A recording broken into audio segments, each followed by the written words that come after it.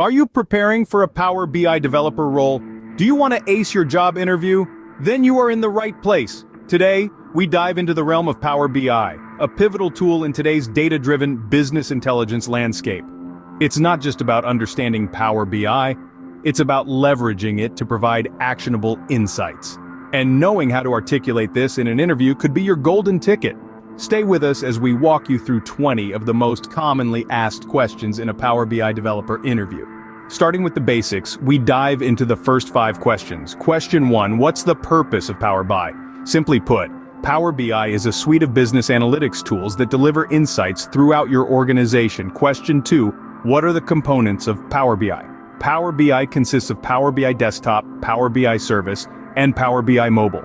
Each serves a unique role in the data visualization process. Moving on to question 3, how do you create a simple report in Power BI? To create a report, you'll need to import your data, transform and clean it, then put it into a visual form using charts, graphs, or other visual elements. Question 4, what is Power Query?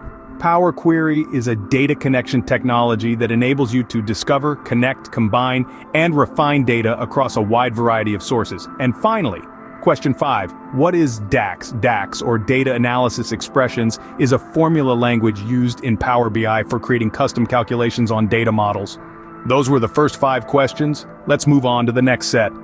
Moving on to the next set of questions, we delve a bit deeper into Power BI.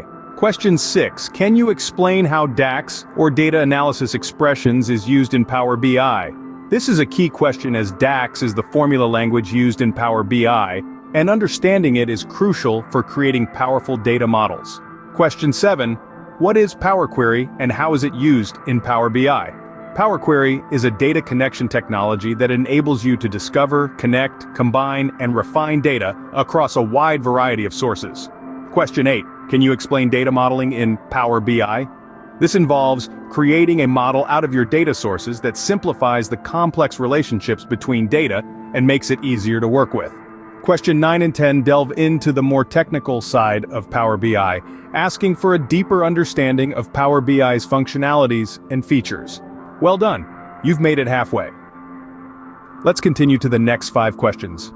As we progress, the questions become more intricate. Let's tackle the next batch. Question 11 delves into handling errors within Power BI. How would you troubleshoot a recurring error message and ensure data integrity? Moving on to question 12, it confronts the use of advanced DAX functions. Can you provide an example where you've implemented an advanced DAX function and its impact on the dataset? For question 13, we're considering the management of data refresh. What strategies would you employ to manage automatic data refresh in Power BI and prevent data overload? Question 14 then asks about optimizing performance. How do you optimize the performance of a Power BI report with a large volume of data? Finally, question 15 brings us to data modeling. What are some best practices for data modeling in Power BI to ensure efficient data visualization? Great job. Only 5 more questions to go. We're down to our final 5 questions. These will test your expertise on Power BI.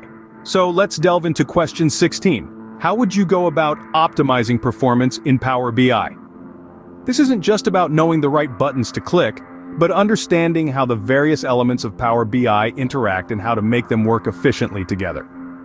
Moving forward, question 17 is, how would you implement row-level security (RLS) in Power BI?